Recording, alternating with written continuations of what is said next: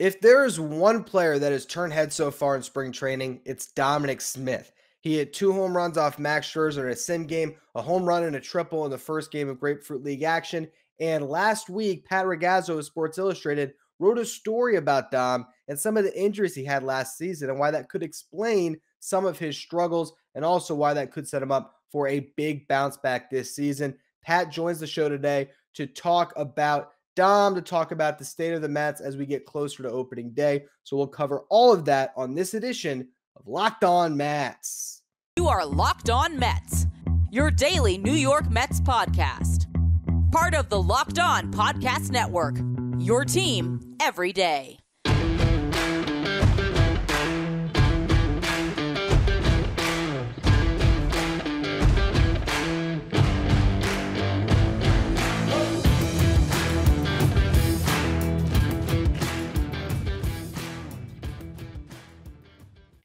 So happy to once again be joined by Pat Ragazzo of Sports Illustrated. Pat just did an awesome piece on Dominic Smith when he was over at spring training last week. So I wanted to bring him on to talk about it because I am all in on this redemption tour we got going with Dominic Smith. He's putting up some big numbers. So, I mean, not big numbers, but he hit 3 home runs. He looks great.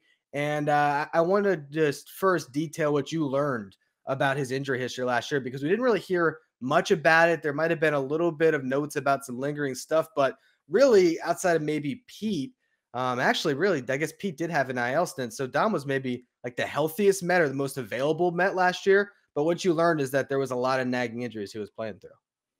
Right. So, yeah. And of course, Ryan, thanks for having me back on. It's always good to hop on and talk Mets with you. But I spoke to Dom in front of his locker at Clover Park. And, now, of course, we're back in the clubhouse. So it makes it, it increases our ability to, talk to the players and get, a better sense of what's going on. And, of course, obviously get to know them, first and foremost, most importantly, talking to them face to face as opposed to being behind the screen on the Zoom. But, I talked to Dom last week, and what we knew at the end of last season was he was dealing with a wrist strain and a groin strain, which he played with for much of the season. And that didn't come out until I believe around September. It was definitely late in the season down the stretch, where that was finally revealed.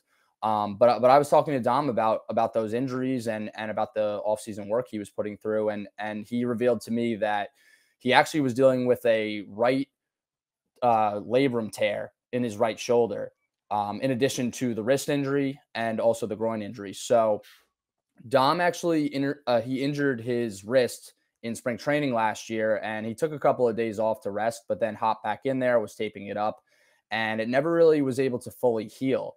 So as a result, he was someone who a lot of his game and his swing is being able to follow through with one hand.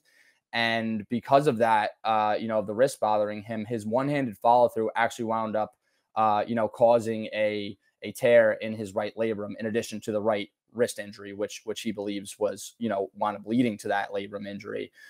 So he was dealing with those two, major issues for much of the season. He tore his labrum. It was a partial tear, I should say. So it was a partial tear. It didn't require surgery. And he suffered it in about late May, early June range, and then just kept playing with it and getting treatment throughout the year.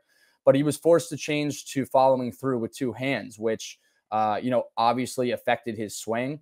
And on top of that, he didn't have his legs under him, which, we heard Luis Rojas, the former Mets manager, talk about that a lot last season, was that Dom really didn't have his legs under him, which kind of eliminated that gap-to-gap power that we were so accustomed to seeing across 2019 and 2020, where he was one of the best hitters across the shortened season, that year. So, Dom had a lot of struggles at the plate. The upper body injuries were what was affecting him, against right-handed pitching, especially, where he found himself cheating by guessing what the pitcher was going to throw to try and catch up in time, given the injuries he was dealing with.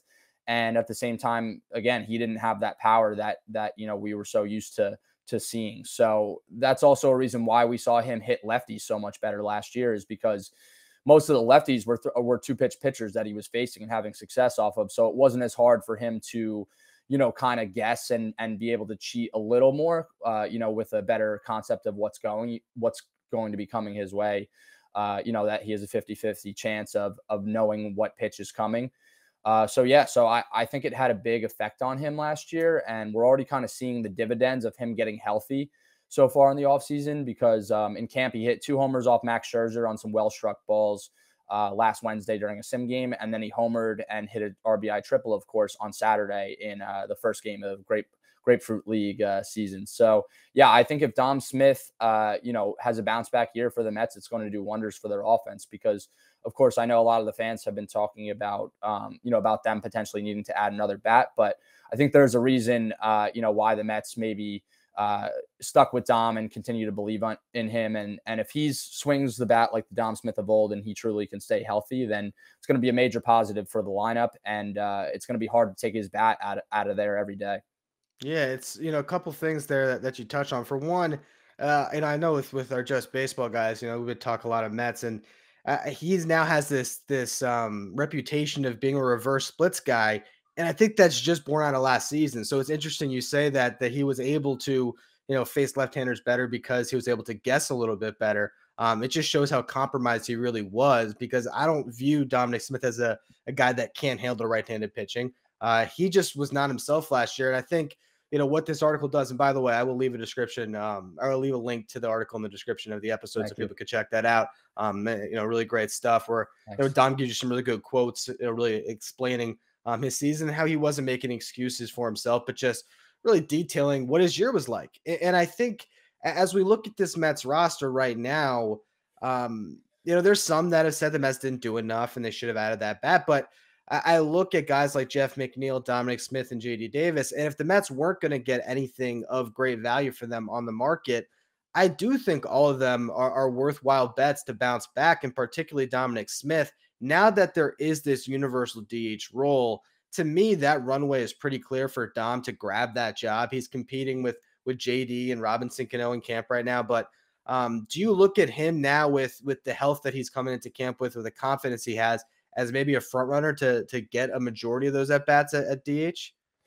Well, I'm not entirely sure about the DH because Dom is very valuable defensively at first base. And of course, Pete Alonso improved tremendously on his defensive skills last season and he wants to play first base. But at the same time, you even saw today, I know the game wasn't televised, the Max Scherzer start, but SNY posted a highlight clip of Dom making a pretty nifty slotting play at first base. And he did improve in the outfield despite what the metrics, would say. And also he was dealing with the groin injury out there, which never really got better because he was playing left field on an everyday basis. I think with Dom's case, he's probably going to be moving around a little bit more.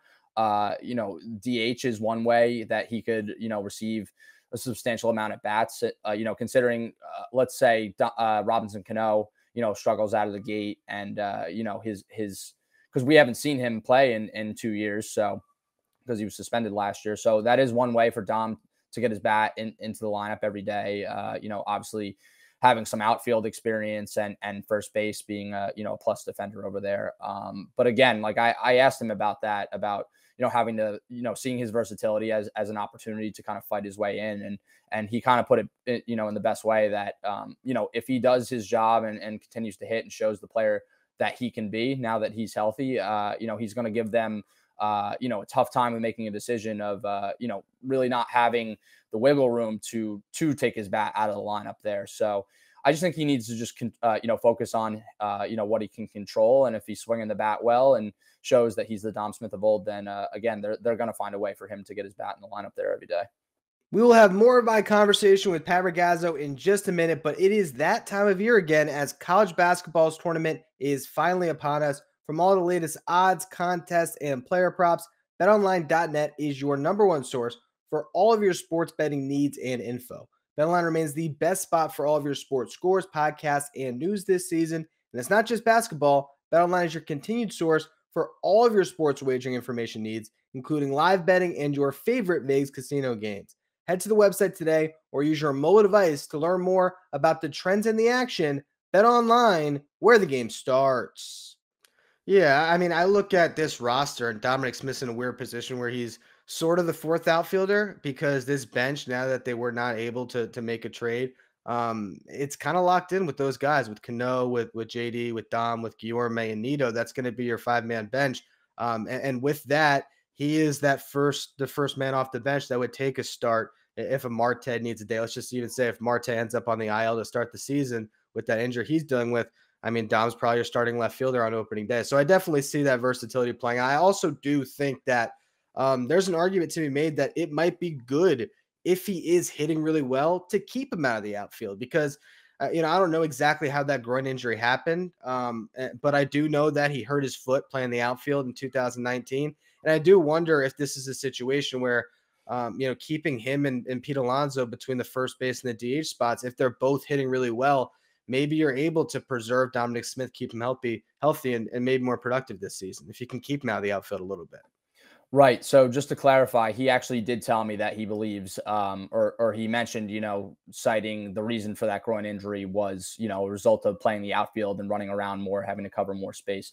So again, yeah, that is something that, the Mets could consider if they want to, keep his legs fresher. And they're going to be able to do that with a number of players this year now that the DH has been implemented in the NL. Just keeping guys' legs fresh throughout a long season, maybe reducing some of the trips to the injured list.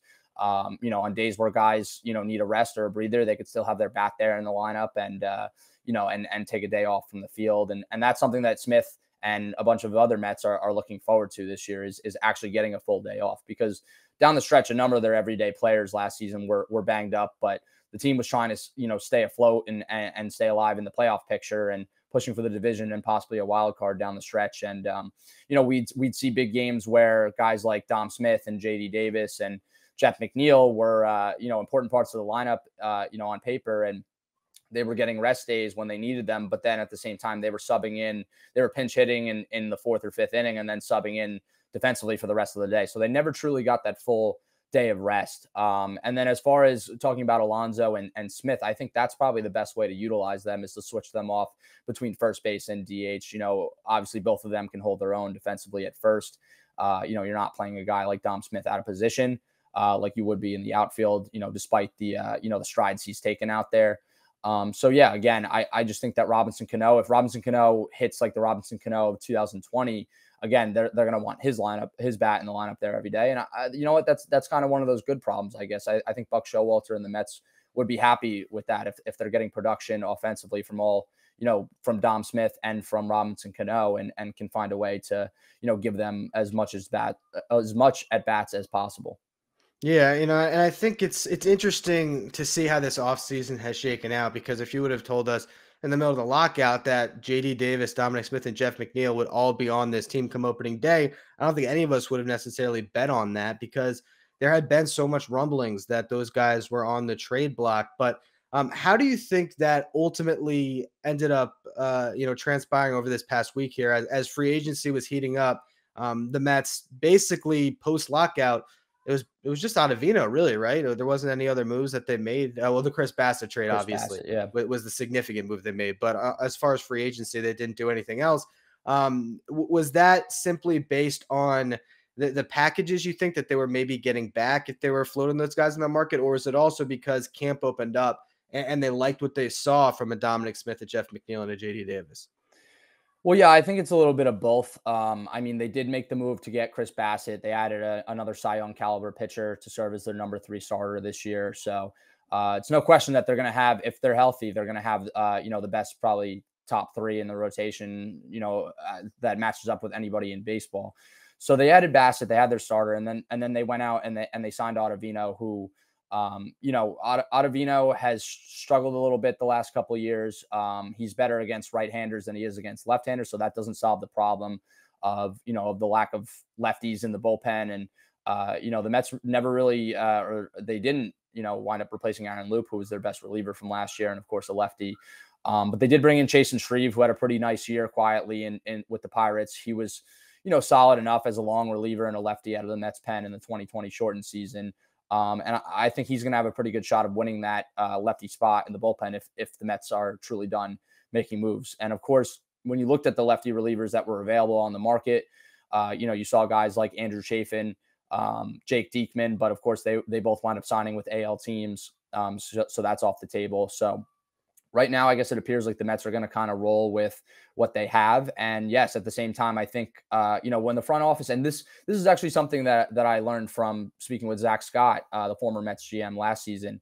When the front office is doing their evaluations from season to season, and of course during the offseason leading up to camp, they are evaluating which players, could come in and, have a bounce back year. Maybe there are some other factors that, affected their performance the year before, which could be the case, with Dom Smith, with the injuries he dealt with. JD Davis had a torn ligament in his hand, which, had an effect on his bat speed against high velocity.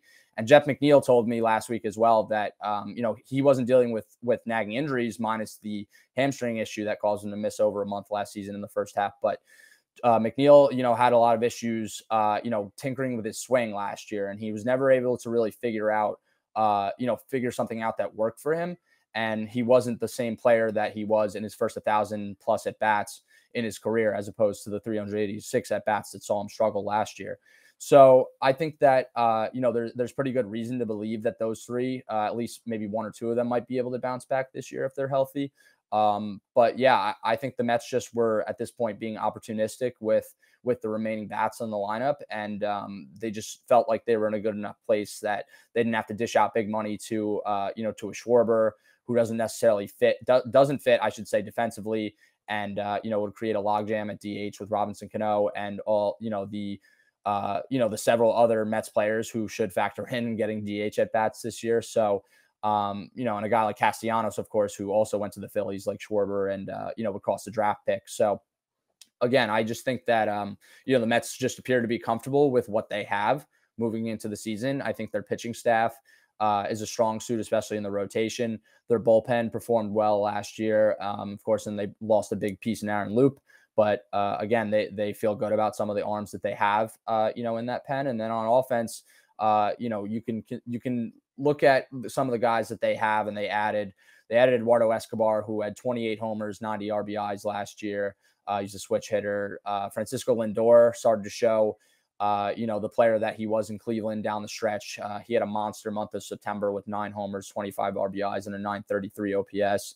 McNeil and Dom Smith are potentially bounce back candidates. Starling Marte is coming off a really good year offensively, as is Brandon Nimmo. Obviously he needs to stay healthy this year heading into a contract year.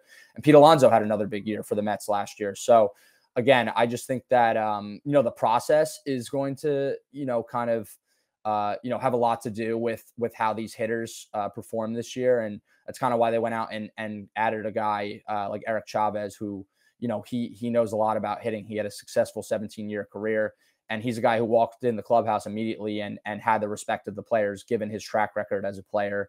And of course, he has the relationship with Billy Epler already that dates back to when Epler signed him as a player with the Yankees in the early 2010s. So again, it's kind of like the same thing with their decision to go with Buck Showalter as a manager. The guy is a teacher. He's out there and is probably more involved than most managers around the league. Even yesterday, before their second spring game, he addressed the whole team on the field before their second Grapefruit League game, which is something that you don't honestly see with a lot of managers these days. So Buck's an old school guy. He knows a lot about the game. Him and Billy Epler brought in a coaching staff that, comes with loads of experience. And again, it's just all about that trust and how these guys are able to teach, the players on the Mets. And again, I think that's the formula that these teams look at when they're looking towards building a roster and projecting performances heading into a season. This episode is brought to you by Ragazzo. With the ever-increasing numbers of makes and models, it's now impossible for your local chain auto parts store to stock all the parts you need. So why endure the often pointless and seemingly intimidating questioning while that person behind the counter is just looking up the parts in their computer, choosing the only brand their warehouse happens to carry, when instead you can just go to rockauto.com yourself, shop from hundreds of manufacturers, and save 30%, 50%, maybe even 100% more for the exact same amount of parts that you would find at a chain store or a new car dealership. RockAuto.com is a family business that's been serving do-it-yourselfers for over 20 years. Their prices are reliably low for every customer. So go to RockAuto.com right now, see all the parts available for your car or truck, and make sure you write Locked On in there. How did you hear about us box? So they know that we sent you. Amazing selection, reliably low prices, all the parts your car will ever need. RockAuto.com. Yeah, I don't remember if the last time we spoke was during the coaching and the the managerial search and the GM search, but I know we were speaking to each other during that time, and I had you on. And one of the things you talked about was needing that experience in the room that just wasn't there last year. And now you're seeing that with not only Billy Epler, who has just so much more experience than the last couple of GMs. I mean, with all due respect to Zach Scott, and even Brody Van Wagenen to a certain extent, those were novice GMs. And Billy Epler, whether whatever you want to take from his experience with the Angels, he had a long track record before that, and he did do the job. So I think we've seen that the Mets maybe aren't as reactionary now as maybe they could have been in the past with some less experience executives when it comes to the front office. And then the coaching staff with Buck Showalter, it just seems like a much more well-oiled machine. You were there, you saw how they were running their camp. What was the general sense you got about the structure that's in place now with Epler and Showalter now at the top of this organization? Well, again, yeah, I think with Buck Showalter and the staff that he put together, they're very hands-on with the players and teaching and kind of tweaking some of the things maybe that they're doing and having them apply it on the field. And I think we're probably going to see that early on. I know a number of players who have already said how much they needed a voice in the room like Buck Showalter, how good of a fit it is for this team. So again, like the Mets relatively are a very young team, at least from a position player standpoint. And again, I think that's something that, when you mix those two together with the experienced coaching staff and manager, with a younger team, I think it's going to help these guys learn and improve and go out there and perform how we've seen a number of them perform in the past.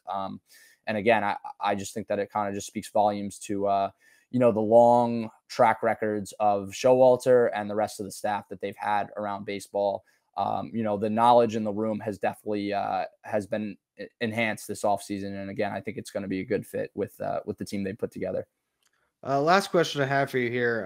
You referenced Eric Chavez coming in here, and I know you mentioned that also Jeff McNeil and all the different tinkering that was done to his swing last year. What do you think is going to be the biggest change now in the philosophy with Chavez coming in as opposed to last year where it was first Chili Davis and then Quattlebaum? It just seemed like whatever was going on in that room, it was just always evolving, and maybe it was just throwing too much at these hitters. Yeah, well, I think that aspect about Hugh Quattlebaum, applying analytics and not being able to filter the information to the players and kind of seeing that I was getting in the hitters' heads, I think that's a little bit misconstrued because a lot of that data is coming from the front office. Now, Quattlebaum's more of an old school guy as well, which people don't really know, obviously, because he came in and the Mets had this philosophy, and it was kind of just one of those situations where they felt that the current major league hitting staff was not a good fit, considering Chili Davis is more of an old school type guy. And then, of course, they just replaced him with Quattlebaum, who was the next most qualified candidate, I believe, in the organization. So again, it wasn't Quattlebaum's direction of implementing, too much data. It is at the same time the coaching staff's, job to be able to filter that data and simplify it for the hitters. And obviously, it seemed like there was maybe some struggles with that last year. I think a big thing that's riding on the success of the offense this year is, and Chavez has already said it, he wants to simplify things for his hitters, have them thinking as little as possible when they go up there, and just kind of rely more on their instincts and their plan when they do go up there and not straying away from that. So I think that that's going to be key to see some of these guys like Jeff McNeil potentially bounce back this year is being able to simplify, the data that they're given and not overloading the hitters, which is something that, is believed to have, been a cause for a lot of the struggles last season offensively. Yeah, I think that the Mets are sitting in a really good spot. I said it on my show yesterday. It's time to sort of get out of that transaction mode we've all been in throughout the offseason and focus on what lies ahead here with the 2022 season. Yeah. We're almost 2 weeks away already, so I can't wait for some regular season baseball. And Pat will have you covered over at Sports Illustrated. Why don't you tell everyone how they can find your work? Sure, yeah, you can check out my work at Inside the Mets, which is the URL si.com/MLB/Mets. And also on my Twitter at Ragazzo Report, RAGAZZO Report. It's going to be an exciting season to say the least, I think, and we're getting closer to opening day, despite going through a 100-day lockout. I think it's starting to finally feel real, and we're past those days, thankfully, with the new CBA. And again, we're getting closer to regular season baseball. It's going to be a lot of fun. Thanks again for joining me, Pat. That's going to be all for today's edition of Locked On Mets. As always, thank you for listening. Make sure you follow, rate, and review wherever you get your podcast. Make sure you follow me on Twitter at Finkelstein Ryan. Follow the show at Locked On Mets. Thank you for making Locked On Mets your first listen every day. Now for your second listen, check out Locked On MLB, hosted by Paul Francis Sullivan. Please call him Sully. Locked On MLB is where you want to go for all of your MLB news and also your looks back into the history of Major League Baseball. You can follow Locked On MLB wherever you get podcasts.